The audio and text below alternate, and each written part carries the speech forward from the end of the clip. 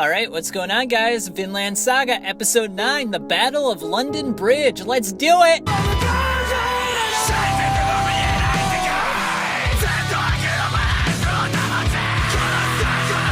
And they start off with Floki, the guy who engineered Thor's death, to talk to Thorkell. And in the process, Askeladd says, I bet you Floki will offer him double. And Thorkell's a guy who's infatuated with money. He always goes for the best deal possible, hence the reason why he's working with the English in the first place. So there's no way he's gonna turn it down. And then that will be that. And we'll capture London Bridge and end a story. Easy peasy, lemon peasy. But it's not that easy, unfortunately. Floki informs Thorkell that the King of Danes, King Sven, wants him to come back and he'll offer him double. And Thorkell basically says, look, you're right. The English are weak. They suck.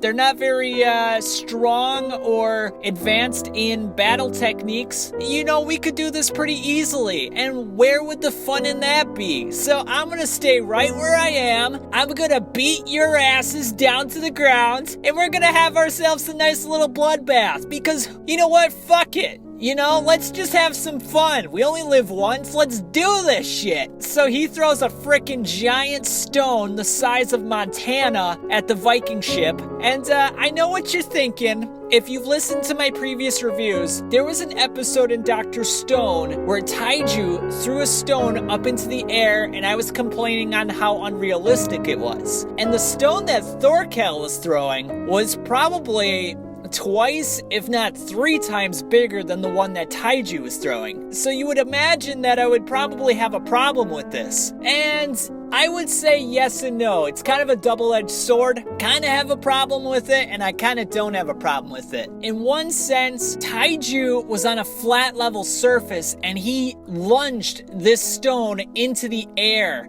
very high. Whereas Thorkell is taking a large stone, and he's throwing it down from a bridge. So, I mean, it takes incredible strength for Thorkell to lift it up and throw it, of course. But he's more so just guiding it where he wants it. He's not really putting upward thrust into it.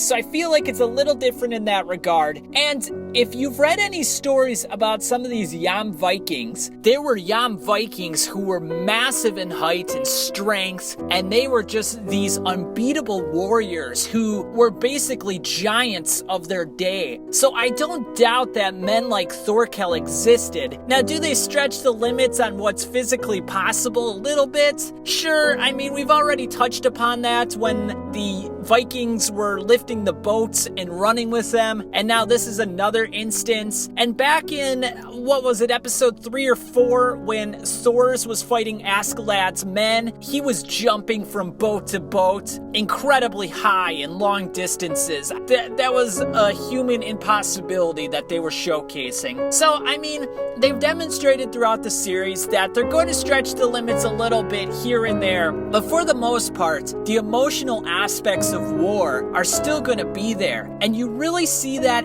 after Thorfinn and Thorkell's battle, where Askeladd says, look, I can't, you know, if you're not gonna walk with me to Wessex, then I'm just gonna have to leave you here. And, you know, Thorfinn, after the battle with Thorkell, has broken ribs. I think his shoulder's dislocated. You know, I mean, he's just in shambles. He's an absolute mess. He's miserable. And he forces himself to walk because he still wants that battle with Askeladd. And it looks like from the previous episode where Thor's, I believe he was trying to give the message to Thorfinn that, hey, it's okay, you don't have to avenge me, you can let it go, live your life, you know, be a warrior if you want to, but you don't need to avenge me, you don't need to kill Askeladd. And Thorfinn kind of, this went over his head. He's still very fixated on killing Askeladd. So when Askeladd says, hey, you gotta kill Thorkell, and then I'll give you that battle once again. I'll give you as many battles as you want, but you gotta continue proving yourself in the battlefield. You know, Thorfinn goes right for it.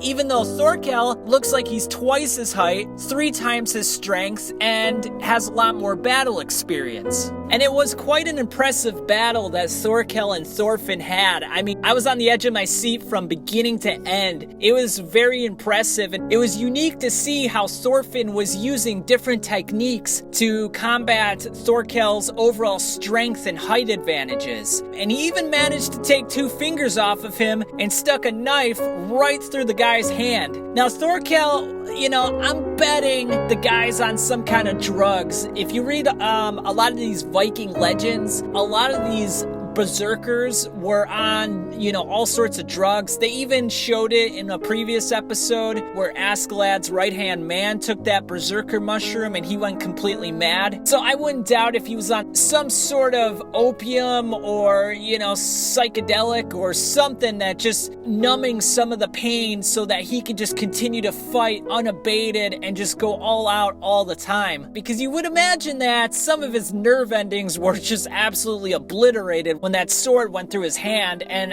having fingers cut off, god damn. But it just showcases how crazy these Vikings were, and especially when it looks like the Danes are retreating.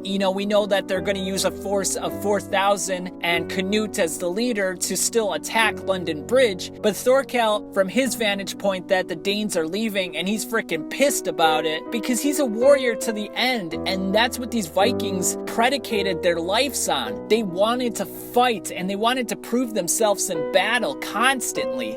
That's the only thing that gave their life meaning. So, when they're in a state of peace, they're probably pretty pissed off, and they're probably bored to all hell because they got nothing to do with all their strength and power. So Thorkell, he needs to prove himself. He needs to test his strength constantly. That's another facet of the Viking lineage that is kind of brought out here. He probably wants to die in the battlefield. He doesn't want to die an old man. He wants to continue fighting until someone takes him out. And he learns that in the battle with Thorfinn that he's the son of Thor's. He sees the potential in Thorfinn, obviously from the battle itself, but the fact that he has the blood of Thor's running in him gives Thorkell the possibility that, hey, this guy could be a true warrior, he could be a true equal to me, and we could have an epic battle, and whether or not I win or lose is of no concern because I just want to be tested and I want to have some fun as a warrior. And I love how they show the different aspects, the emotional anguish of Thorfinn, the joy and the madman of Thorkell. They're also kind of revealing and hinting at the fact that Canute maybe was a little bit spoiled during his childhood. He's the reverse of the Vikings in regards to he hasn't really been hardened in any sort of meaningful manner, and he's probably very soft, and maybe even the sight of blood freaks the hell out of him. So we'll have to see how he deals with that conundrum, see if he's able to handle the pressures of war and the prospect of death.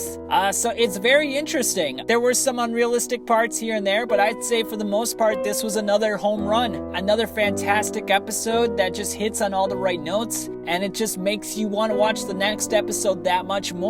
I guess I'll leave it at that for now, and I'll see you guys on the flip side.